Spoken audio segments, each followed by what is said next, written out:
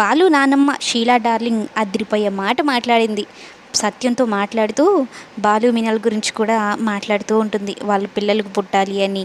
అలాగే మీరిద్దరు చాలా సంతోషంగా ఉన్నారంటే కదా, నాకు త్వరగా ఏ మునిమనవడినో ఇచ్చేసేరా బాలు అంటూ ఉంటే, ఏంటి మునిమనవడా అంటున్న సమయంలో మీనా వామిటింగ్స్ అంటూ వెళ్ళిపోతుంది. ఇదేంటి ఒక్క రోజులోనే వామిటింగ్స్ అయిపోతాయా?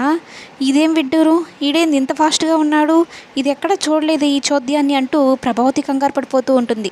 ఇంతలో మీనా వచ్చి అసలు నిజం చెప్తుంది. రవి ఏదో కొత్త వంటకం చేశాడు, అది నా మీదే ప్రయోగించాడు. ఉదయం నుంచి కడుపు తిప్పుతూ ఉంది, కడుపులో నొప్పిక కూడా ఉంది, ఇప్పుడు వామిటింగ్ అయ్యింది కదా, ఇప్పుడు పర్లేదులా అంటూ ఉంటే, అమ్మయ్యా అంతేనా, ఇంకెక్కడ బాంబు పెలుస్తావో అనుకున్నాను మీనా. మీనా అప్పుడే పిల్లలొద్దు మీనా అని బాలు భయపడిపో ఎక్కడ ప్రెగ్నెంట్ అని చెప్తుందో అని ప్రభావతి టెన్షన్ అంతా ఇంత కాదు. ఇక ఆ మాట చెప్పగానే ప్రభావతి కాస్త కుదుట పడుతుంది.